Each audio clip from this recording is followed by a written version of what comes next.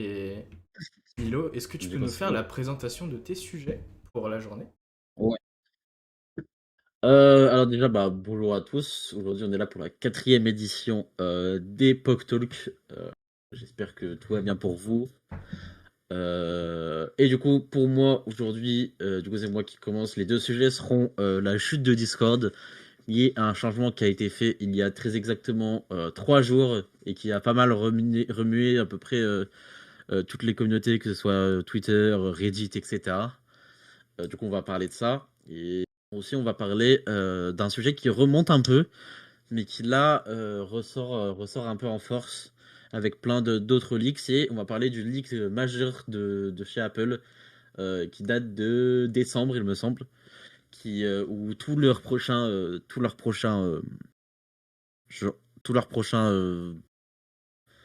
appareils ont été leaks jusqu'en 2028. Du coup, voilà, on va parler de ça. Coup dur pour Apple. Bon, ensuite, je vais vous parler de la compétition entre Anthropic et OpenAI qui se resserre et qui. Enfin, il y a beaucoup de nouvelles choses qui se sont passées, surtout cette semaine. Je vais aussi faire une mention à GLM5, modèle qui est sorti bien, très récemment. Je j'ai pas eu le temps de le mettre dans les titres, parce que je l'ai vu en fait hier soir, mais je vais faire une petite mention. Et puis ensuite, sujet un peu rigolo de la journée, on va vous parler de Microsoft et un peu de leurs problèmes actuellement, et on va se poser la question de est-ce qu'ils vibe code et est-ce que c'est une bonne idée. Donc sujet un petit peu rigolo où je pense qu'il y aura un peu d'engagement. Euh, eh bien, Milo, est-ce que je peux partager ton écran? Normalement, tu le vois plus? Non, très bien. Eh bien, c'est parti. Voilà. Ok, du coup, on va parler, comme j'ai dit, du premier sujet. Et donc, le premier sujet, il a fait beaucoup de bruit. C'est Discord qui va instaurer une restriction d'âge pour les comptes. Et du coup, les comptes pourront vérifier avec soit scanner leur papier d'identité, soit scanner leur visage. Euh, alors du coup, ça fait écho déjà à toutes les réformes qu'il y a actuellement sur plusieurs gouvernements. Je pense notamment à l'Australie qui interdit les réseaux sociaux aux mineurs de moins de 15 ans, je crois. Et du coup, ça s'inscrit dans cette suite de faire attention aux mineurs, notamment parce que sur Discord, il y a les salons NSFW où les gens posent pas forcément des choses très cool à voir pour des mineurs. Et du coup, il faudra vérifier ton compte. Je crois que c'est live actuellement. Donc, vous pouvez, voilà, si jamais vous êtes dans des channels Discord bizarres et que vous voulez voir les NSFW, vous pouvez vérifier si vous avez besoin de scanner votre tête. Et on voit que les personnes sont assez réticentes. Bon, je vais pas scroller dans les commentaires Twitter parce qu'on sait jamais. Les personnes sont assez réticentes pour plein de choses. Déjà, parce que la dernière data breach de Discord a été en octobre 2025 et que il y a plus de 70 000 ID images qui ont été leaks, donc notamment des passeports, des driver license, etc., qui ont été submitted par Age Verification. Donc il y avait déjà des gens qui devaient vérifier leur âge pour je ne sais quelle raison, mais là maintenant c'est fait pour tout le monde. Et du coup ici on voit qu'en octobre 2025, il y a 70 000 personnes qui ont perdu, à qui on leak leur papier d'identité. Donc ça fait peur, sachant que c'était il y a 4 mois. C'est-à-dire que 4 mois après ça, Discord a eu la bonne idée de se dire, en fait, on va faire ça pour tout le monde. Et puis voilà, voilà. Euh, donc c'est assez bizarre, c'est un move assez bizarre de chez Discord. Et du coup, la communauté, elle s'est un peu soulevée. Et du coup, Discord a fait un long communiqué avec beaucoup de mots. Je vais pas le lire en entier. Bon, ils reviennent pas sur leur décision, mais ils expliquent.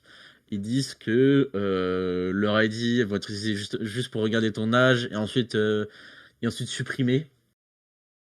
Donc voilà, là ils répondent à plein de questions. Est-ce que Discord ça utilise les datas? Comment ça marche la facial estimation, etc.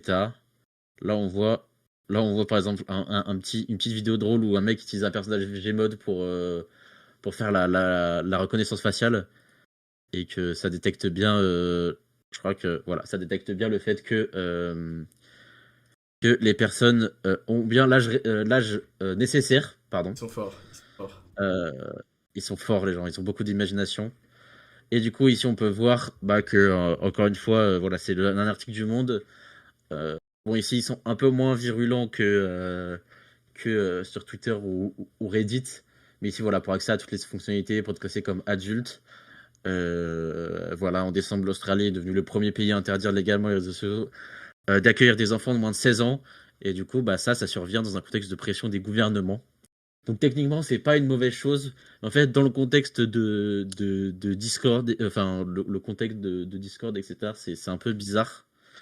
Sachant que les internautes se sont rendus compte d'un truc, c'est que notamment en UK, ils utilisent un système qui s'appelle Persona. Et du coup, ici, dans leur mot, c'est écrit you consent to, enfin, tu t'acceptes que Persona, elle collecte, elle utilise leur service provider, du coup, ce qu'ils utilisent pour vérifier l'identité.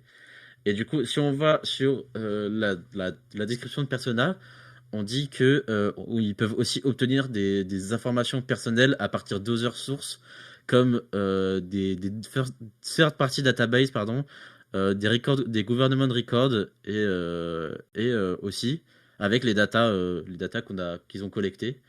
Et que apparemment les datas ils sont temporairement stockés 7 jours et après elles sont deletes. Donc ici, ça montre bien que Discord ment un peu sur le fait de dire que bah voilà, en fait, juste on vérifie votre âge et après on supprime toutes les informations. Donc c'est un peu bizarre, franchement. Après, je vais poser une petite question, je vais faire un petit sondage dans le chat. Et il y a déjà des gens qui se demandent, en fait, enfin qui cherchent des alternatives à Discord parce que je sais qu'il y a des personnes qui sont assez à cheval sur ça. Moi personnellement, ça me dérange pas forcément parce que je pense que actuellement toute ma vie personnelle doit être stockée dans des serveurs en Chine au vu de ce que je fais. Mais bon, du coup, je suis plus à ça près. Et puis je me dis, bah, ça dit que tant que les mecs contractent pas des prêts sur mon dos, ça devrait le faire. Mais du coup, voilà, les gens parlent notamment de Stoat. Euh, Attends, j'ai juste enlevé le plein de l'écran 2 secondes. Voilà, de Stoat, qui est une alternative à Discord, qui est gratuite, etc. Parce que le problème avec TeamSpeak, c'est surtout que les serveurs sont payants. Les serveurs sont payants et du coup, c'est un peu. Ouais, voilà, bah, ce que j'allais dire. Il y a TeamSpeak aussi, sauf que bah, les serveurs sont pas si facilement créables que sur Discord. Et il faut payer un serveur, bon, c'est généralement 4 dollars. Mais bon, si tu veux créer beaucoup de serveurs entre amis, 4 dollars par 4 dollars, c'est un peu relou. Voilà. Et les gens ils essayent de défendre un peu Discord en disant non, mais de toute façon, Discord c'est open source, pas besoin de chercher des alternatives open source, etc. Alors, en effet, Discord ils ont un repo open source qui date, laissez-moi regarder, le dernier push date d'il y a 4 ans. Donc, Lourd. j'imagine que c'est plus bah, le repo qu'ils utilisent et qu'ils utilisent d'autres choses. Mais voilà, ils ont même un lien discord.com/open source. Et du coup, si on va dessus, bah, déjà, la page charge difficilement. Et il parle d'open source, sauf que, bah, comme j'ai dit, le dernier push date d'il y a 4 ans. Donc je vais créer juste un petit sondage dans le chat. Hop. Encore une fois, s'il y en a qui veulent parler, écrivez dans le chat, levez la main, on vous fera monter. Si vous avez des questions ou des commentaires à faire, n'hésitez pas à les dire ou alors levez votre main. Moi, globalement, Ouais. je peux parler un petit peu sur ce sujet. J'ai déjà essayé Revolut. Et pour le coup, quand je l'avais essayé, c'était vraiment une copie conforme de Discord, mais il y a 5 ans. En fait, c'est l'équivalent de Discord, mais si bah, il avait commencé 5 ans plus tard. Donc, pour le coup, ouais. Mais après, si l'optique, c'est des problèmes de sécurité, est-ce que tu fais plus confiance à Revolut, qui est nouveau, et c'est peut-être une plus petite équipe qui s'en occupe? Est-ce que tu fais confiance que eux ils vont avoir moins de problèmes de sécurité? Ou alors est-ce que tu fais confiance plus à Discord, qui lui est pour le coup plus établi? Ouais, donc c'est un peu la guerre en ce moment. J'ai mis un petit sondage dans le chat. Qu'est-ce qui va changer? Qu'est-ce qui va changer? Pour l'instant, c'est unanime. Personne ne va plus utiliser Discord. Bon, c'est le cas pour moi aussi, hein, parce qu'aujourd'hui, Discord, c'est un peu trop ancré. Ah! Ah, Une personne va changer. ok, Une personne va intéressant. changer. Qui est-ce? Si la Dénoncez-vous. personne, si la personne veut un peu expliquer son choix, après, sinon, il y a pas de galère s'il veut rester discret. Pas de pression, pas de... Il y a l'époque À talk, en l'époque, effet, sur talk. Discord. Et oui, Du coup, la majorité a voté. On ne bougera pas sur Revolut. Du coup, malheureusement, on sera obligé de rester sur Discord. Mais les POC Talk ne sont pas NSFW. Du coup, normalement, vous n'aurez pas d'âge restriction à passer. Tout se passera bien. On pourra continuer en bonne et due forme. bien sûr. Voilà. La personne qui a dit moi pour l'instant ne se déclare pas. Je respecte le choix. Elle ne veut pas se faire incendier. Je rigole. On va rester dans la bienveillance. Mais du coup, voilà, à voir comment ça évolue, pardon. De toute façon, je crois que c'est live, hein. Oui, ça Il y a l'est, des oui. gens qui j'ai déjà vu faire passer. Du coup, bah, ils vont pas retourner sur leur choix. Du coup, à voir un peu, je sais pas si on peut trouver des courbes d'utilisation de Discord ou des gens qui en parlent pour voir comment ça se passe sur les prochains jours. Que je sais pas, et Euh, peut-être que tu as du contexte là-dessus. Est-ce que Discord, il sous-traite cette fameuse check d'information? Parce que tu dis qu'ils vont checker des ID, c'est ça? Donc des documents officiels. Et est-ce qu'ils sous-traitent ça? Parce que je sais par exemple que Spotify le fait. Ils donnent ça à des entreprises qui sont spécialisées. Et c'est pas Spotify eux-mêmes qui gèrent ça. Donc est-ce que c'est Discord qui vont le faire ou non, ils sous-traitent. Enfin, là, du coup, les gens, sous-traitent? ils ont parlé de Persona. Mhm. Et là, bon, on voit pas parce que le mec, il l'a mis, mais j'ai l'impression que c'est sous-traité aussi. Euh, donc tout est sous-traité. Du coup, le truc, c'est que ça, en plus de ça, ça dépend pas de Discord. Bah ouais, je crois que c'est ça, hein. Je crois que vérifier son identité, en tout cas pour les utilisateurs existants, c'est que à partir de si tu vas pas dans les trucs NSFW. Par contre, il me semble que si c'est un nouveau utilisateur, tu vas devoir vérifier ton identité. Je suis pas sûr de ça. Je me suis pas amusé à recréer un compte, hein, pour être tout à fait honnête. Mais du coup, ça veut dire un peu entre guillemets la mort des doubles comptes ou juste genre des fonctionnalités en moins. Parce que je crois que genre ça se scale en fonction de l'âge. Genre si t'as 13 et 15 ans, bah vas-y, il t'autorise à regarder, mais il t'autorise pas à parler dans des channels, etc. Puisque oui, ils sont capables de détecter si t'as entre 13 et 16 ans, plus de 18 ans, plus de 50 ans. Donc voilà, après ça part d'une bonne intention, mais le problème c'est encore une fois la fuite des données. Est-ce que c'est bien sécurisé? Qu'est-ce qu'on fait avec nos données? Voilà, ça rejoint un peu le WorldCoin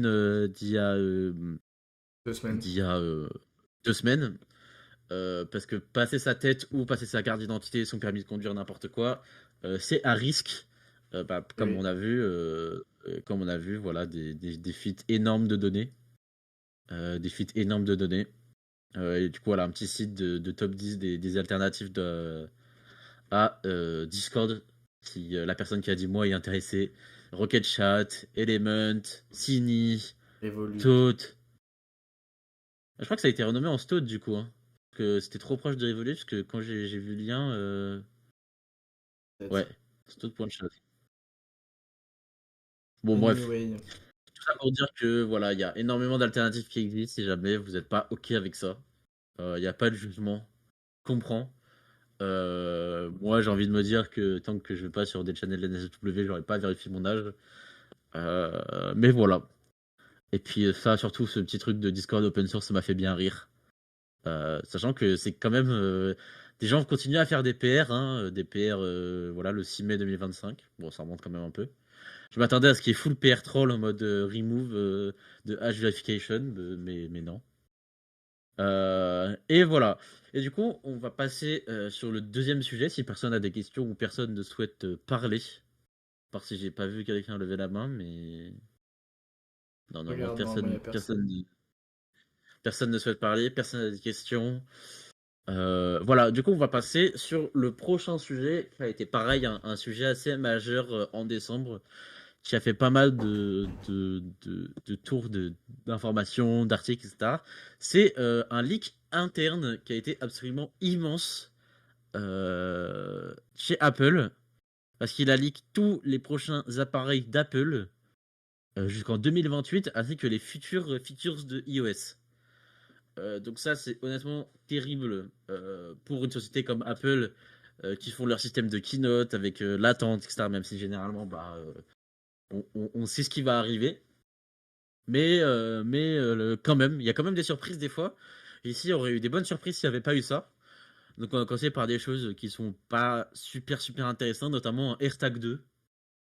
Voilà, qui va sortir avec, je crois qu'ils l'ont à moitié annoncé, avec plus de range, pouvoir faire des meilleurs bruits quand tu le cherches, etc. Hop, je reprends mon écran. Des meilleurs bruits quand tu le cherches.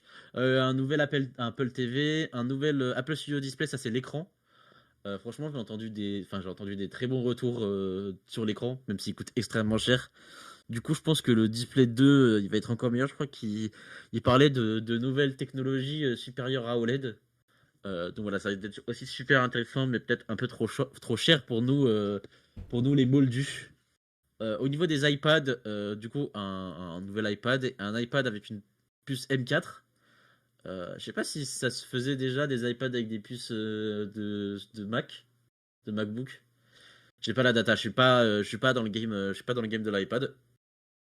Les iPad Pro, ah ouais, les iPad Pro, ils ont les puces des Mac. Ok, bah du coup là, cette fois, il sera là, mais sur un iPad Air, donc c'est peut-être un peu plus intéressant. Voilà. Mais après, c'est sur ces trois prochaines catégories que c'est très intéressant. Déjà, un nouvel iPhone E. Je sais que le 16E a été catastrophique.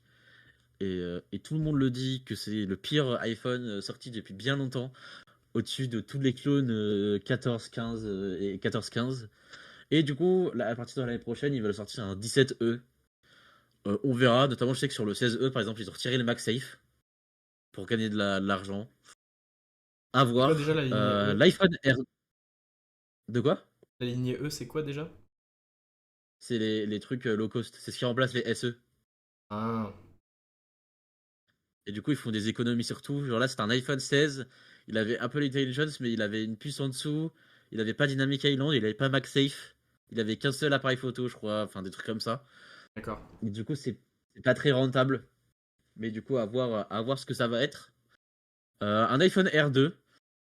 Alors, pour être tout à fait honnête, moi, quand ils ont annoncé l'iPhone Air, j'étais en mode, mais qui cherche un téléphone léger et fin?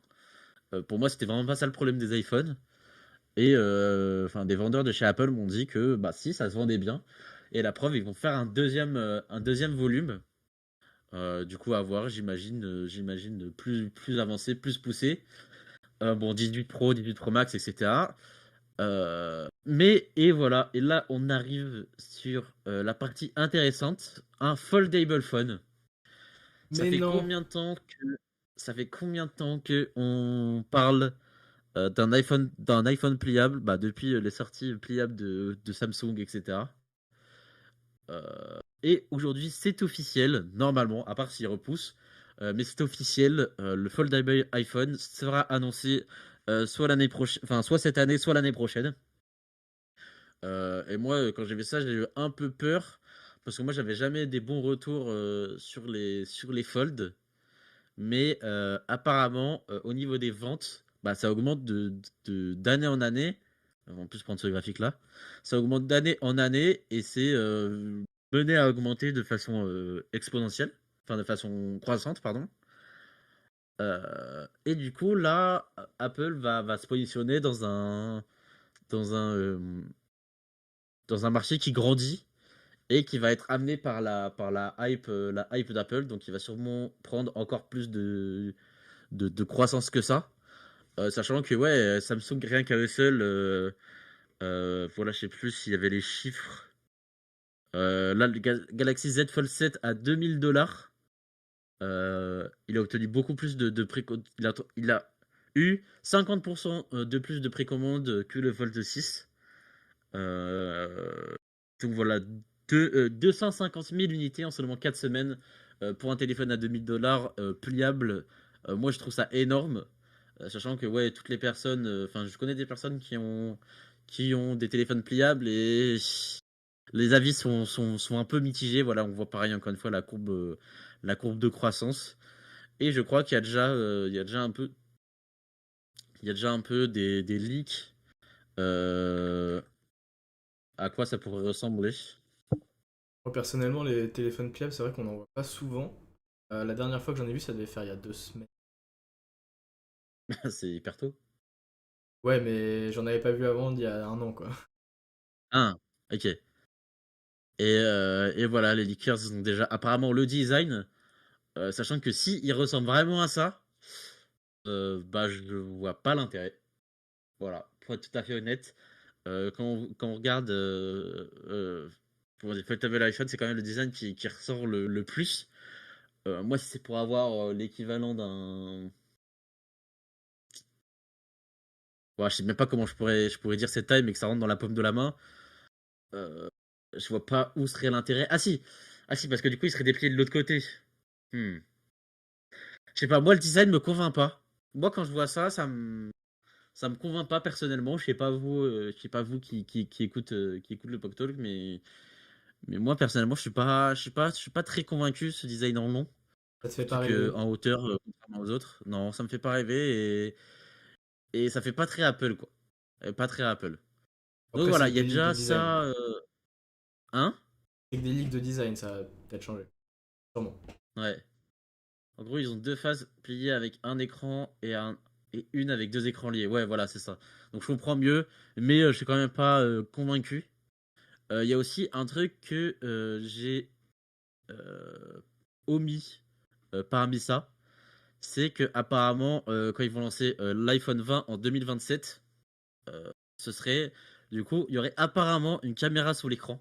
Donc ça aussi, depuis le temps qu'on en parle, les caméras sous l'écran, euh, avec du coup une suppression totale de boutons physiques au profit de non tactile haptique.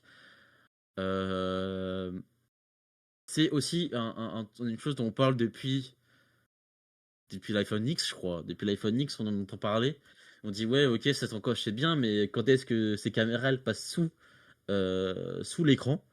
Et je pense qu'on s'y approche aujourd'hui. Je crois que aucun constructeur a encore réussi à le faire. Je crois. Si, si, Je veux si. pas m'avancer. Ça a déjà été fait, je Ah crois. bon? Ouais, ouais. Bah, il y avait J'ai jamais vu.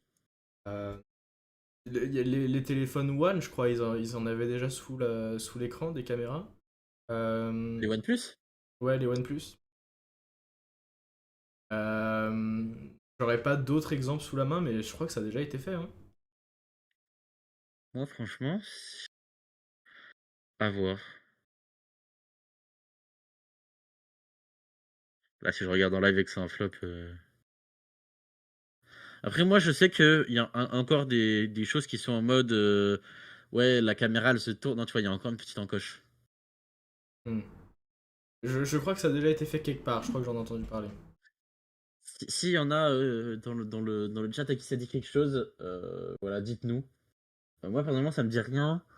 Après, il y a des choses qui font des fonctionnalités comme la caméra de derrière qui se retourne pour prendre, enfin, qui s'exporte de l'écran pour prendre une photo. Moi, je me rappelle, c'était il y a 5 ans, j'avais un Huawei avec une caméra frontale sur V20 et qu'en gros, elle sortait que quand tu avais besoin de prendre des selfies. Et ça, Mais c'était non. un peu révolutionnaire. C'était dingue. C'était vraiment dingue. Après, la qualité était éteinte, mais c'était quand même. Moi, quand j'avais ça, j'étais en mode, vas-y, c'est un peu le futur, hein. Euh, voilà, avec le truc, ça se rétracte automatiquement quand ça tombe. Enfin, tout était bien fait. Mais aujourd'hui, on s'approche, voilà, grâce à Apple, globalement d'une caméra sous l'écran. Donc voilà, ça c'est pour les iPhones. Donc voilà, attendez-vous à un iPhone foldable pour cette année. Ça va être cool, j'aimerais bien voir le design, comment ils vont l'annoncer, les retours, etc. Et ensuite, il y a autre chose de très intéressant. Bon, bien sûr, toujours les Mac avec les puces M5, les prochaines puces M6. Mais ici, on voit quelque chose de très intéressant, qui est un MacBook low cost avec une puce de A18 Pro. Donc, c'est-à-dire une puce de A18 Pro, c'est-à-dire une puce qui est présente dans les iPhones, dans les 17 Pro, il me semble.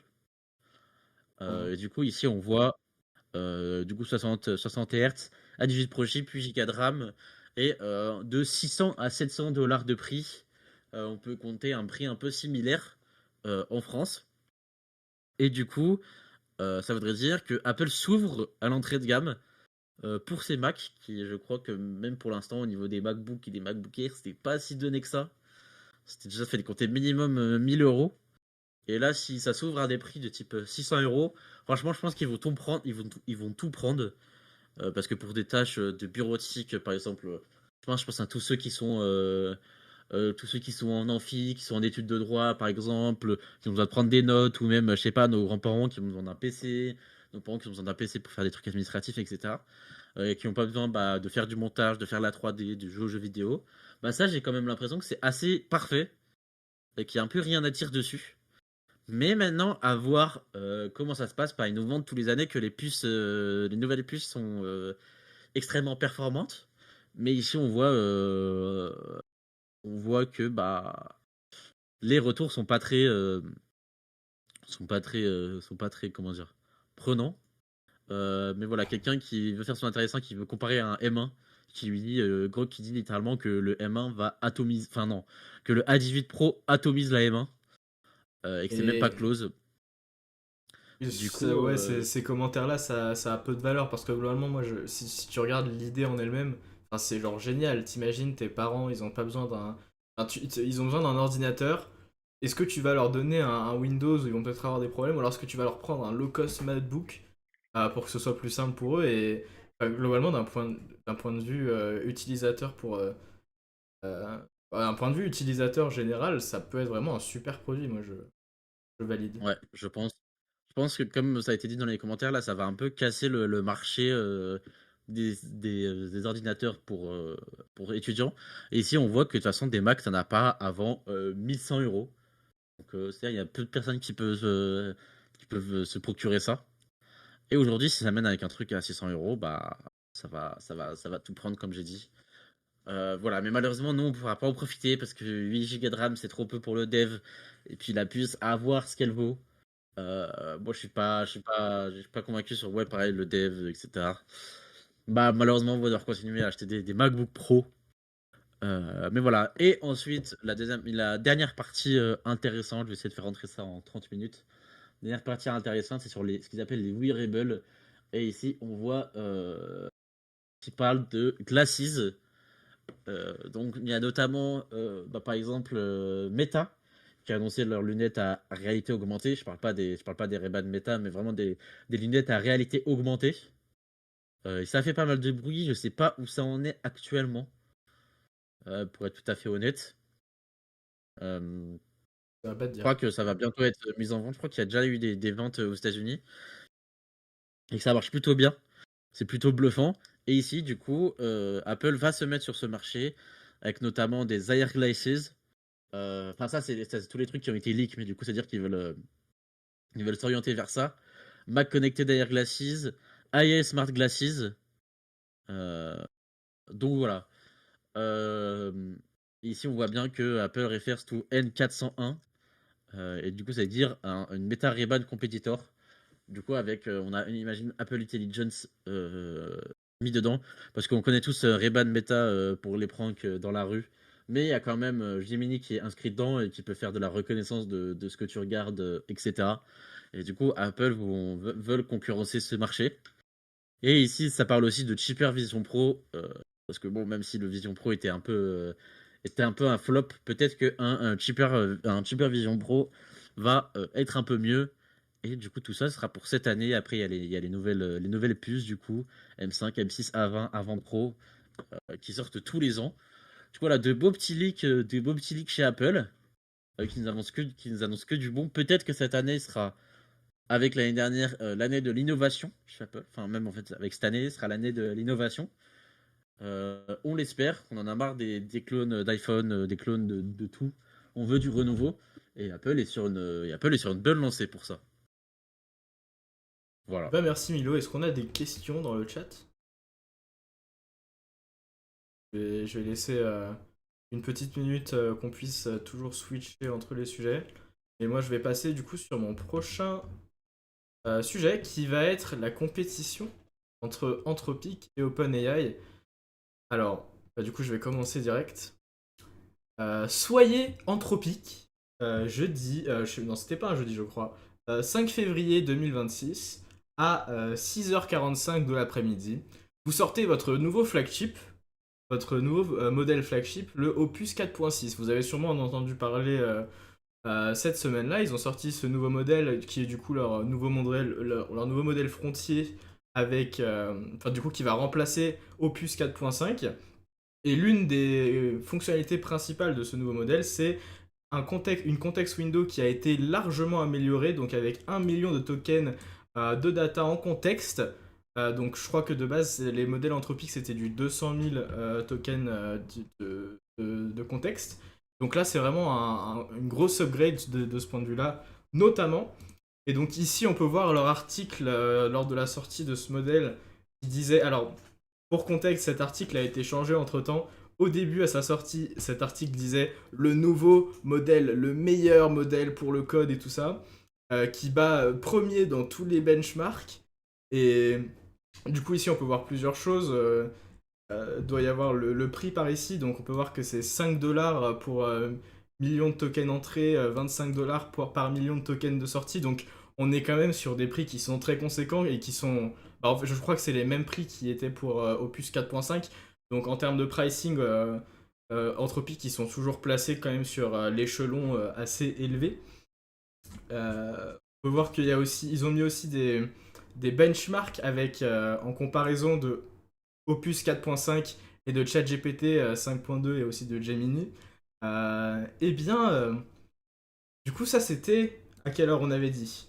C'était à 6h45. Eh bien, soyez anthropique quand OpenAI a le 5 février à 7h12, donc 27 minutes après leur sortie, sort ChatGPT 5.3 Codex, donc le nouveau modèle frontier encore de OpenAI, qui pour le coup est aussi le meilleur dans les catégories citées.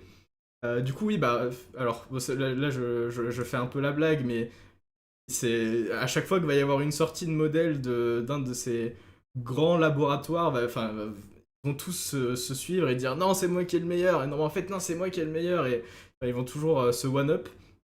Et bah, c'était assez drôle quand même de voir cette sortie à 20 minutes d'écart globalement. Euh, Claude avait Claude a maintenant le record du monde de, de la durée la plus courte pour le top des modèles. Ils ont tenu 20 minutes. C'est franchement fort. Mais du coup, 5.3 Codex de OpenAI, leur nouveau modèle. Euh, pour le coup, là, on peut voir qu'ils ont fait des benchmarks avec SWE. Euh, les informations notables qu'il faut en tirer, c'est qu'ils ont pas mal optimisé les contextes d'output en fonction de la réussite. Donc, ils ont vraiment essayé d'avoir des bons résultats, mais avec des contextes, enfin, avec des tokens d'output qui sont réduits. Donc, d'un point de vue optimisation des coûts et optimisation des réponses, donc il va plus maintenant faire des choses qui sont inutiles. C'est une bonne avenue d'optimisation. Normalement, il y a les prix aussi par ici. Je les retrouverai peut-être. Ah oui, alors, il, il parle notamment aussi des avancées en design front-end pour le modèle 5.3. Et ici, il y a un joli exemple entre 5.3 et 5.2. Personnellement, on va pas se cacher. Moi, je trouve que ces avancements en front-end sont pas incroyables.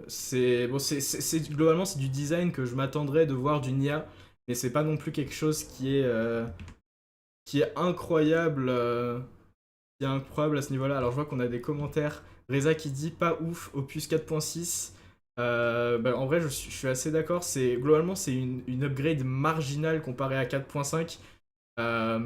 La majeure upgrade, ça a été sur leur contexte window, du coup, qui augmente bah, x5. Euh, euh, j'ai trouvé Sonnet carrément largement, aurait testé. Ouais, ouais. Mais du coup, enfin bref, les améliorations en front-end sont pas très notables d'après mon point de vue. Euh, bon, si on regarde les prix aussi, bah, je vous ai dit tout à l'heure, 5 dollars par million de tokens in, 25 dollars pour million de tokens out pour Opus 4.6. Et bah, ici, si on compare avec les prix de 5.2, à noter que 5.3 n'est pas encore sorti en API, donc on n'a pas encore les prix officiels, mais on peut s'attendre que les prix seront similaires, voire les mêmes que 5.3. Si on compare du coup à 5.2, c'est quand même bah, une marge d'environ 3 fois moins cher, hein.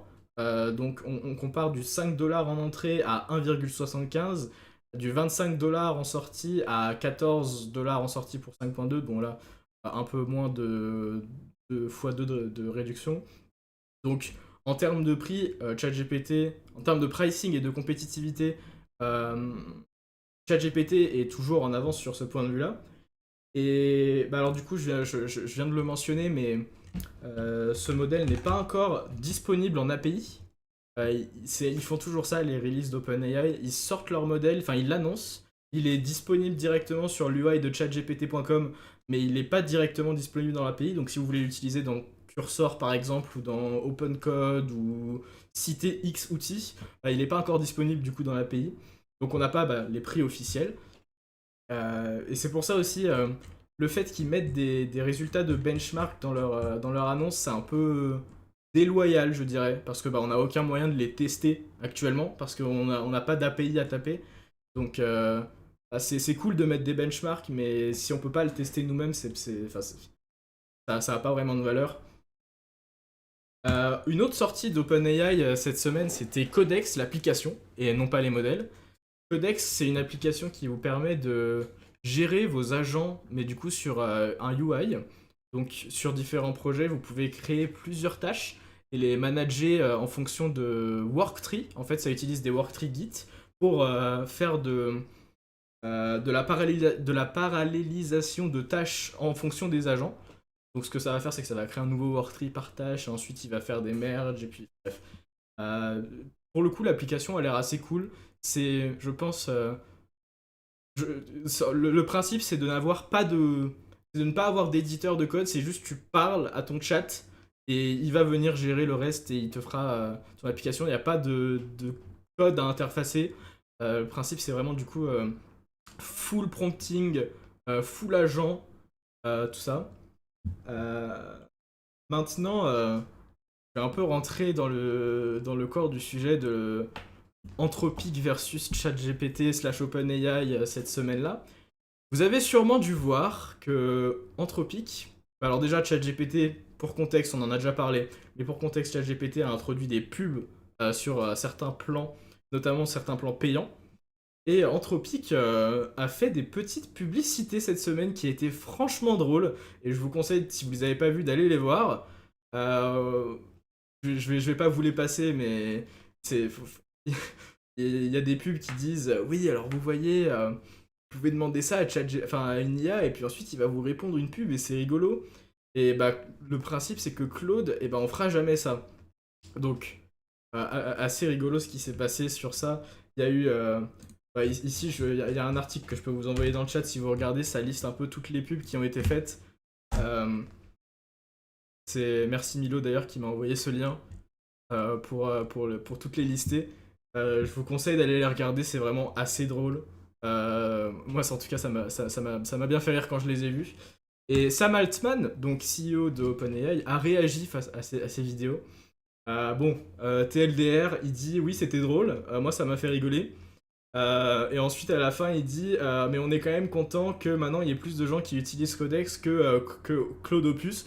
Donc, certes, vos pubs elles sont drôles, mais nos modèles actuellement ils sont plus efficaces. Voilà. Sorti le petit tacle de Sam Altman en réponse à ça. Euh, En termes de benchmark et tout ça, moi je me réfère souvent à Artificial Analysis, ils font pas mal d'analyses sur ce point de vue-là. Et bon, malheureusement, comme je l'ai dit plus tôt, 5.3 n'est pas disponible en API, donc il n'est pas sur ce graphique. Mais si on regarde par exemple 4.6, on peut voir que bah, c'était une upgrade marginale quand même à 4.5. Bon, attendez, il n'est pas dans la liste 4.5, je le trouve pas. Ici, on peut voir que le score d'intelligence, qui bon, c'est une métrique qui est un peu abstraite, mais si on se base sur cette métrique pour dire que ça a une valeur sur l'intelligence d'un modèle, on peut voir que c'était vraiment une upgrade marginale entre 4.5 et 4.6. Du coup, là où ça a majoritairement upgrade, c'est les contextes window, comme j'ai pu en parler. Je sais pas si je pourrais trouver le graphique que je voulais vous montrer. J'ai un peu. j'ai un peu la page c'est reload, je suis plus là où je m'en étais resté, j'ai un peu la flemme de rechercher, mais globalement voilà. Aussi, du coup maintenant je vais vous parler un petit, enfin je vais mentionner le fameux GLM 5 qui est sorti cette semaine donc de ZAI, un laboratoire, je crois que c'est chinois ZAI. Euh, leur modèle précédent, c'était des GLM 4.5 et 4.7 qui étaient pour le coup assez compétitifs. Bah, si on retourne sur Artificial Intelligence, retournons-y, je crois qu'ils y étaient. Euh, je suis sûr les avoir vus. Alors GLM 5, GLM 4.7 qui était quand même comparable avant à un 4.5 Sonnet. Donc c'est quand même des modèles qui sont compétents et faut pas les dénigrer non plus. Et maintenant GLM 5 qui est sorti, qui est pour le coup compétent aussi, et comparable à un Opus 4.5, donc qui était un excellent modèle et qui l'est toujours d'ailleurs. C'est vraiment une sortie qui est inattendue, surtout pour GLM 5 pour le coup c'est un modèle à open weight, donc c'est de l'inédit d'avoir un modèle aussi compétent qui a un open weight. C'est vraiment une. C'est innovateur globalement ce qu'ils font à ZII. Avoir un modèle qui. Et en plus, bon, pour le coup, je crois que le modèle est assez lent en token output, mais qui se compare au modèle frontier, anyway, de OpenAI et d'Anthropic. C'est quand même assez impressionnant et je voulais le mentionner. Ils ont aussi sorti Z-Code, qui est leur alternative comment que je viens de dire Codex, l'application de OpenAI. Bon, pour le coup, j'ai pas eu l'occasion d'essayer quoi que ce soit, non, pas non plus pour Codex, d'ailleurs, c'est que une application Mac qu'ils ont actuellement. Euh, et ça ressemble beaucoup du coup. Actuellement, ils utilisent Cloud Code en back-end, donc c'est plus un wrapper Cloud Code qu'autre chose. Mais note intéressante à savoir, leur fritière est vraiment intéressant pour le coup. J'ai vu des gens qui faisaient des tâches vraiment assez lourdes avec le fritière pour essayer aussi GLM5. Si vous voulez utiliser, enfin au moins essayer le modèle, vous avez vraiment des grosses limites à atteindre. Donc vous pouvez en tout cas le faire si ça vous gêne pas d'utiliser des modèles de, de providers assez douteux. Je sais ouais, qu'on a peut-être Liberté AI qui et actuellement dans ce talk qui pourrait peut-être avoir de l'inférence de qualité à vous proposer. À voir, à voir. Side eyes, side eyes. Du coup voilà, petite mention comme ça. Les prix actuellement du coup de GLM, vu qu'on vient de les comparer quand même à des modèles comme 4.5 Opus qui sont des modèles très chers, actuellement sur OpenRouter, les prix en output ça ressemble à du 3 dollars par million en output et en input 1 dollar par million de tokens. Donc quand même une baisse d'environ ah, pas du x10 mais presque quoi. Donc en termes de prix c'est beaucoup, surtout pour l'output. C'est quand même pas négligeable hein, la différence de prix entre ces modèles. Donc voilà. Est-ce que, déjà Milo, est-ce que tu as quelque chose à dire sur ces modèles et ces sorties d'OpenAI et ces petits pics qui ont été lancés par Anthropic? Moi, je partage un peu l'avis de Mélo dans le chat et du mec en commentaire sur le premier tweet qui t'a montré là. En fait, en fait, j'en ai marre de voir. Non, encore. Alors, c'était le. Voilà, le graphique là. Enfin, au bout d'un moment, j'ai l'impression que c'est une farce, genre. J'ai l'impression que c'est juste un cirque, pardon, et que les mecs sortent toujours les meilleurs modèles, etc., pour juste un tout petit peu faire mieux. Par exemple, 4.6, franchement, ils auraient pu s'abstenir. Pour plus de contexte Windows, bah, voilà, attendez, sortez un truc un peu mieux, etc. On n'est pas assez près. De toute façon, tout le monde. Moi, je connais énormément de personnes qui utilisent Gemini, je connais énormément de personnes qui utilisent Grok, alors que c'est pas dans les top modèles. Et ensuite, pour ce qui est des pubs, alors, ce qui est intéressant dans les pubs anthropiques et que Laurent n'a pas mentionné, c'est qu'elles ont été passées pendant le Super Bowl. Le Super Bowl, qui est l'événement sportif le plus regardé au monde, au monde entier, et que ces pubs-là, pour passer au Super Bowl en live, ça coûte des millions d'euros, mais genre ça se compte en dizaines de millions d'euros, et Anthropic en a mis 4. C'est franchement assez novateur. Et puis, je crois que c'est la première fois qu'on retrouve une pub télévisée sur une IA. euh, sur une IA. Et je trouve ça vraiment un très très bon move d'Anthropic. C'était vraiment très intéressant. Et puis, ouais, pendant le Super Bowl, enfin, je l'ai regardé en direct. Et quand les pubs elles ont arrivé, j'étais en mode, mais quoi?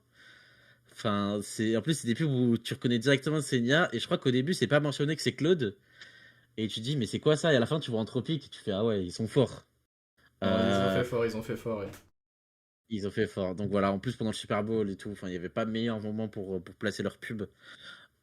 Donc voilà, c'était tout ce que j'avais à rajouter. Et oui, en effet, Grok veut juste exister, même si on écoute certains aficionados de Twitter, ils diront que c'est le meilleur modèle jamais sorti. Alors, Grok est juste là, quoi. Génial. Bah moi si je peux juste rajouter quelque chose sur ces pubs, c'est que je trouve que c'est hilarant. Voilà. Globalement, je suis d'accord avec Sam Altman, elles m'ont bien fait rire aussi. Voilà, c'est très rigolo. Eh bien, je pense qu'on va pouvoir passer au sujet suivant s'il n'y a pas de questions. Très bien, très bien. Eh bien, dans ce cas-là, maintenant je vais pouvoir vous parler de Microsoft et ce qu'ils font actuellement avec leur OS notamment et leurs autres services. Euh, alors, soyez Microsoft, janvier 13, 2020, 2020, on est bien en 2026, on est en 2026. Je check quand même, je suis pas trop habitué. Donc, vous êtes Microsoft, vous sortez une petite mise à jour cumulative pour Windows 11, donc qui inclut des fixes de sécurité avec des petits improvements et aussi des petits fixes qui sont pas reliés à la sécurité. Et tout ça, tout va bien, vous êtes content, vous avez votre petite update, et puis là d'un coup, il se passe des choses et bah, vous pouvez plus faire les choses les plus simples sur Windows. Comme vous pouvez voir, quelqu'un est assez frustré. Moi personnellement, si ça m'arriverait, je pense que je ferais quelques saltos arrière. Euh, Globalement, ils ont cassé beaucoup de choses avec cette update cumulative. Et bah, moi, ça me fait assez rire. Mais alors, ce qu'il faut savoir en contexte, c'est que c'est pas la première fois que Microsoft casse quelque chose avec ses updates. Et pour le coup, ça arrive de plus en plus souvent. Ne serait-ce que l'année dernière. Je vais poser ça parce que je vais pas arrêter de l'entendre. Euh, ne serait-ce que l'année dernière, en octobre, pardon, Microsoft avait cassé le localhost sur Windows qui avait forcé pas mal de gens à revert les updates. Donc franchement fort pour faire ça. Euh, Ensuite, ils avaient cassé le Media Creation Tool qui permet du coup de créer des images Windows à partir de Windows ou alors de réparer ton OS. Enfin bref, ça fait plein de choses ce truc. Mais il fonctionnait plus. Voilà. Ensuite, t'as Microsoft qui, avec cette même update, casse des applications telles que Blocknote. Donc ça, c'est une erreur que vous pouvez voir à quelqu'un qui a essayé d'ouvrir Blocknote ou même Paint ou quoi que ce soit. Bah non, là c'est Alienware Command Center, mais il y a eu la même erreur globalement pour plein d'applications. Tu imagines, tu vas ouvrir Blocknote qui est pour le coup. Alors là, je trouve ça impressionnant. Le Blocknote, c'est l'application la plus simple du monde. Le truc est plus simple que Nano, pour qu'on soit clair. C'est vraiment euh, pour arriver à casser ton application comme ça, faut vraiment être fort pour le coup. Hein. Parce que, enfin, moi, je trouve ça ahurissant personnellement. Je, waouh. Anyway, il y a aussi ils ont cassé en octobre dernier le syncing entre l'Active Directory sur Windows et bah, pour les versions notamment serveur. Ils ont cassé pas mal de choses, donc ça avait fait beaucoup de vagues dans le monde du sysadmin et pour les architectures qui utilisaient Windows pour leur entreprise. Donc ça avait fait pas mal de bruit. Quelqu'un qui se plaint d'un SSD corrompu de par une Windows Update. Euh, Ensuite, on peut voir quelqu'un ici, là, qui... bah alors ça, c'est récent pour le coup, ça a été report le 25 janvier de cette année. Et bah, en fait, c'est un problème lié toujours à une Windows Update qui fait que bah, en fait, l'update crash à environ 30% parce qu'il va essayer de venir chercher des fichiers qui n'existent pas. Et du coup, il te fait un blue screen of death, un BSOD, mais bah, du coup, comme vous pouvez le voir maintenant, les blue screen of death d'ailleurs sont plus bleus. Maintenant, ils sont noirs. Donc c'est les black screen of death, I guess. Et du coup, voilà. Et pour le coup, aujourd'hui, on est quoi? On est le 12 février. Microsoft a essayé de fixer ce problème deux fois et ils ont fail deux fois. Le problème existe toujours. ils ont toujours pas réussi à fixer ce problème-là qui fait que certaines personnes n'arrivent plus à update leur PC. Et ah oui, fun fact, je n'ai pas trouvé, je n'ai pas réussi à ouvrir le lien à temps, mais ils ont des directives sur leur site pour fixer ce même problème. Et globalement, l'un des steps qu'ils vous conseillent de prendre pour fixer ça, c'est de désinstaller les updates. Oui, alors attendez, je vais donc aller désinstaller mes updates. Ne bougez pas, je vais aller ouvrir mes settings Windows une fois que mon PC aura boot. Ouais, ouais, voilà. Mais du coup, juste pour rigoler. Et bah alors là, ça va faire un petit peu le vinyle qui tourne en boucle depuis les derniers talks, mais je le dis à chaque fois. Je sais pas si vous savez, mais Microsoft intègre beaucoup d'IA de partout actuellement, notamment avec Copilot. Et ils font ça, ils intègrent ça de partout. Et le but actuellement chez Microsoft, c'est de faire le plus de produits reliés à Copilot. En fait, Copilot maintenant, ça veut tout et rien dire chez Microsoft. Vraiment, c'est une dinguerie. Il y a Copilot sur GitHub, il y a Copilot pour Excel, il y a Copilot pour Word, il y a Copilot pour Microsoft 365, pardon. Enfin bref, ils intègrent l'IA de partout. Euh, et globalement, ce qui se passe, c'est que ça fonctionne pas très bien. Je sais pas vous, mais j'ai pas encore eu un retour positif de Microsoft Copilot, que ce soit sur n'importe quel service. J'ai pas encore eu quelqu'un qui m'a dit c'est vraiment génial. J'ai pas entendu ça. Et Anthropic, eh ben, ils ont fait quelque chose, ils ont sorti cette semaine Claude pour Excel, et ils sont arrivés, ils ont pris le produit de Microsoft, et ils ont fait ce que Microsoft faisait, mais juste en 20 fois mieux. Voilà. Et pour le coup, si vous utilisez Excel dans votre entreprise, je vous conseille de regarder, c'est vraiment super bien intégré, ça fonctionne super bien, c'est vraiment très puissant. Et bah, ils sont juste arrivés et ils ont éteint Microsoft à leur propre jeu. Vraiment, je trouve ça assez drôle. Et bah, et tout ce qu'ils font, c'est intégrer de l'IA, j'ai l'impression. Et même ça, bah, entreprises en l'occurrence, le fait mieux. Donc voilà. Aussi, bah, je sais pas si vous avez vu, mais non, maintenant quand vous ouvrez, bon, c'est même pas très récent en plus, hein, ça date de l'année dernière, vous ouvrez github.com, vous avez l'impression d'être sur chatgpt.com en fait. Maintenant, c'est une chat app. Tu ouvres n'importe quelle application Microsoft, tu as une box pour parler à une IA c'est la première chose que tu vois en fait. Donc, bah, moi, ça me rend un peu ouf. Personnellement, je vais sur GitHub, c'est pas nécessairement pour parler à ChatGPT, j'ai juste envie d'aller voir mes repos et mes issues. Donc, juste pourquoi.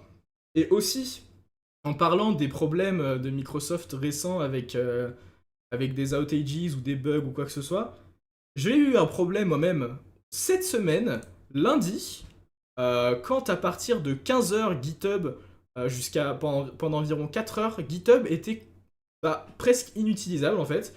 Et bah, j'ai eu la chance de pouvoir aller sur mes GitHub Actions qui étaient en train de fail de manière totalement impromptue et de regarder pourquoi ces dernières étaient en train de fail. Et là, on peut voir que bah, ils n'arrivaient pas à fetch la repo elle-même, donc une erreur 500 sur GitHub lui-même.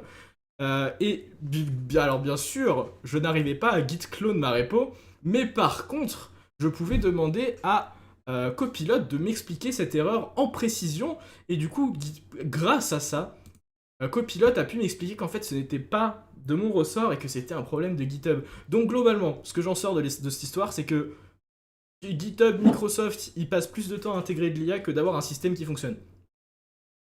Moi, juste ça m'exaspère en fait. Je sais pas quoi dire. Juste ça devient trop en fait. On en entend parler. En fait, c'est même plus drôle. T'as l'impression de base Microsoft c'est censé être cette grande entreprise et là t'en entends parler des problèmes toutes les semaines presque de Microsoft et tu te dis mais en fait est-ce que c'est pas injuste ce qui se passe? Est-ce qu'on n'est pas en train de parler est-ce qu'on n'est pas en train de dire du mal d'une petite entreprise? Mais genre voilà, le coup de gueule contre Microsoft ça ce même screenshot lundi, il m'a envoyé dans des états, vous voulez même pas imaginer, d'accord. C'était assez sympa. Et du coup, pour raisonner à tout ça, voici Satya, ici sur cette belle image, cette magnifique personne, qui dit que, enfin, qui a dit en avril 2025 que environ 30% du code actuellement écrit à Microsoft, du nouveau code, était écrit par l'IA. Et donc, dans un contexte où dans les mois qui ont suivi, Il y a eu nombreux, il y a eu de nombreux problèmes avec leur service, des outages et des bugs et des, enfin, tout ce que je viens de vous citer basiquement et plus. Je me dis bah quand même, il y a un problème quelque part. Enfin, est-ce qu'il y a corrélation? Moi je me pose des questions parce que bon, c'est pas la première fois qu'on le dit dans Stalk, mais globalement, le plus l'IA va écrire du code, le plus j'ai l'impression qu'on va avoir des problèmes, quoi. Parce que l'IA, il va juste venir, il va mettre des bandages sur le code qui existe déjà, mais il va jamais essayer de fixer les problèmes qui sont sous-jacents, en fait. Donc ça va juste être bandage sur bandage sur bandage, et le pire, c'est que l'IA, elle est excellente à ça. Tu lui dis de fixer un problème, elle va y aller, elle va lire le code, elle va faire OK, je les fixe. Elle va pas réfléchir plus, tu vois. Donc, globalement, voilà, c'est mon petit coup de gueule. Et si on regarde ne serait-ce que les problèmes qu'ils ont eu avec les runners les mois derniers, je sais pas si vous avez vu cette fonction passer, mais cette fonction-là, elle a fait le tour de Twitter et du monde entier. Ça, c'était le safe sleep qu'ils utilisaient sur leur GitHub Action pour les runners. Et globalement, c'était juste une fonction qui bouffait ton CPU à 100% jusqu'au moment où le timer était atteint. Et, et je sais pas si vous savez, hein, mais globalement, les GitHub Actions, vous payez pour deux choses. Vous payez sur le CPU, l'usage du CPU, et le temps que votre action elle met à run. Donc bah ça met votre CPU à 100% et vous payez full price. Et en plus, il y avait un bug, même sur cette fonction de 3 lignes, il y a un bug qui est actuellement que si vous dépassez d'une certaine manière les secondes, parce que votre runner il est en train de bugger et que vous avez une grosse action qui est en train de se faire et que d'une certaine manière il rate quelque chose pendant une seconde, et ben en fait, vu qu'on regarde si la seconde est exactement égale et non pas supérieure ou égale ou bref, et ben en fait, il peut y avoir une boucle infinie, qui fait que bah, ton runner il se termine jamais. Et bah ça a vraiment fait le tour de Twitter pendant un long moment. Et suite à ça, bah, GitHub, ils avaient fait des petits changements, ouais, des changements mineurs, quoi, pas grand-chose, qui faisaient que, bah, je sais pas, quand vous voulez self-host vos runners GitHub, au lieu d'utiliser bah, visiblement un software de qualité proposé par GitHub directement, et bah, vous devez les payer quand même à hauteur de, je crois que c'était 2 centimes la minute sur un runner self-hosted. Donc vous payez, pour qu'on soit bien clair, vous payez GitHub pour qu'en fait votre code il run pas sur GitHub. Juste que voilà, ça monte un peu. Mais globalement, ça, enfin, d'un point de vue marketing, c'est terrible. Globalement, ils avaient un problème avec leur service. Ils se sont dit, ok, les gens veulent plus utiliser les GitHub Runners. Qu'est-ce qu'on peut faire? Solution numéro 1, on fixe le problème. Solution numéro 2, on fait en sorte que l'alternative soit aussi chère que la solution de base. Enfin, d'un point de vue marketing, je trouve ça horrible. Alors je vois qu'on a eu je vois qu'on a eu des petits commentaires. Microsoft a commencé à faire n'importe quoi depuis l'arrivée de l'IA. J'ignore pourquoi ils veulent forcer. Ouais, bah oui, bah, faut demander à Satya, hein, c'est lui qui a la vision pour Microsoft. Faudra lui envoyer un Slack. Depuis décembre, je suis passé entièrement sur Zorin OS. Ok, sympa. Et supprimer simplement Windows. Bah, en fait, alors pour être parfaitement honnête, moi je n'utilise pas Windows du jour à jour. La seule raison pour laquelle j'ai Windows, ne serait-ce que d'installer sur mon PC, c'est à cause des jeux vidéo, que je ne joue même plus en réalité, mais ils sont là. Donc, est-ce que on va voir plus de gens qui. Des gens je parle de. Des gens qui utilisent leur ordinateur de manière totalement classique du jour à jour, est-ce qu'on va voir plus de gens qui vont commencer à utiliser Linux? Qu'est-ce que t'en penses, Milo? Je suis en train de faire un sondage là. Attendez. Parce que globalement, là, ce qui se passe, c'est qu'avec tout ça, Microsoft, eux-mêmes, sans le vouloir, hein, sont en train de faire le meilleur argument pour le desktop Linux. Actuellement, je pense que s'il y a une année où c'est possible qu'il y ait des gens de plus en plus qui switchent sur Linux, c'est bien 2026. Parce qu'ils font Ouais. leur propre argument contre eux, en fait. C'est vraiment ce qui est en train de se passer là. Mais Est-ce que vous. et puis surtout comme tu m'as dit Laurent, la mise à jour de il y a pas longtemps là, c'était censé être une mise à jour voilà pour fixe des sécurités, des petits trucs comme ci comme ça. Mais Cumulative. les gens constatent une perte de 10 à 15% de performance sur les jeux vidéo. C'est assez énorme, 10 à 15%. Je sais pas si vous vous rendez compte. mais pour des jeux, enfin voilà, que ce soit des jeux compétitifs ou quoi, 10 à 15% pour une mise à jour de sécurité, c'est pas facile, quoi. C'est pas facile et c'est compliqué et même encore aujourd'hui, comme a dit Laurent, il y a vraiment une grosse venue de Linux dans les changements d'OS, même pour, je sais qu'il y a des gens qui mettent souvent leur PC familial, etc. Sur Linux parce que c'est plus pratique.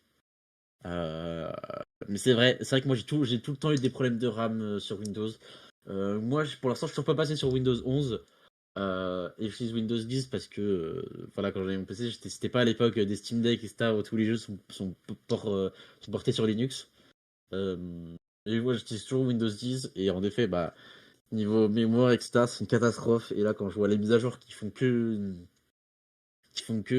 voilà faire n'importe quoi et puis des fois genre j'installe des PC genre je démarre des PC de mes amis etc et je vois le nombre de trucs préinstallés OneDrive Copilot etc mais tu te dis mais ça à quoi bon quoi Moi à quoi bon personnellement, donc vas-y. personnellement, quand j'allume Windows, ça me fait du mal, mais non pas que psychologiquement, ça me fait du mal physiquement en fait.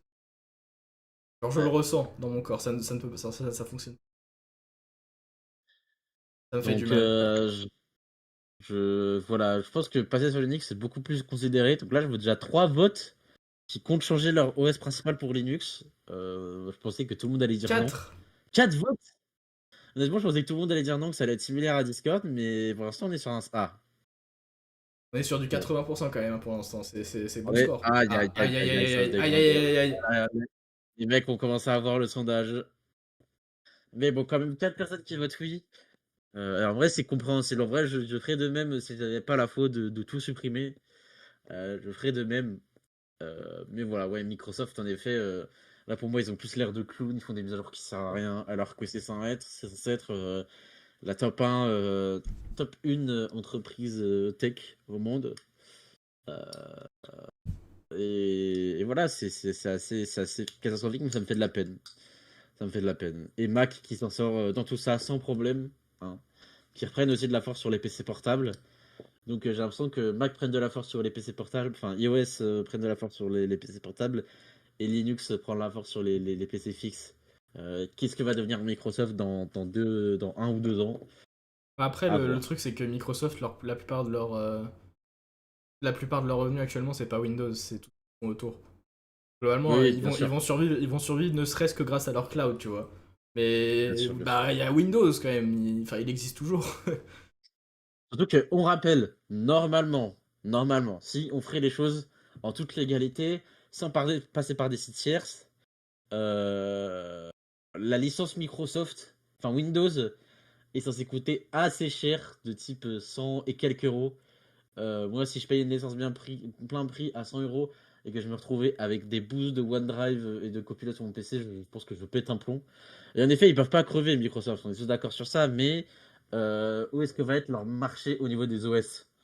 Et c'est évident que Microsoft, ils vont pas disparaître du jour au lendemain, mais qu'est-ce qu'ils vont devenir sur le marché des OS? Enfin, qu'est-ce que va devenir Windows? Pardon, Microsoft, c'est un peu un abus de langage, mais qu'est-ce que va devenir Windows dans 1 ou 2 ans, quoi? Et oui, surtout Et que oui. Linux, comme j'ai dit, Linux est gratuit alors que Windows est censé coûter une centaine d'euros. Et bah, je pense que c'est tout pour ce talk.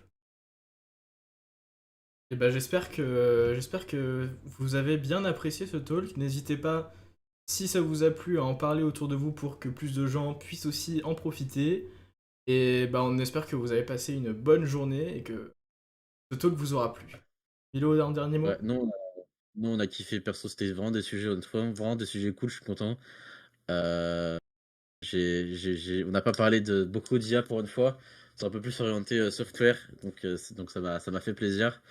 Donc voilà pour ceux qui ont pas en joué que Greg est arrivé à la fin. Si vous voulez revoir cet épisode, il sera disponible ce soir ou demain sur les plateformes de podcast et bientôt sur YouTube. Bien sûr, on vous fera une annonce. Et voilà, n'hésitez pas à en parler autour de vous, c'est vraiment super important. Comme vous voyez, l'interaction, ça rajoute énormément de choses dans ces talks et c'est important. En tout cas, on vous cook de belles choses sans vous spoiler pour la suite. Soyez là pour la suite, et puis rendez-vous jeudi prochain 18h.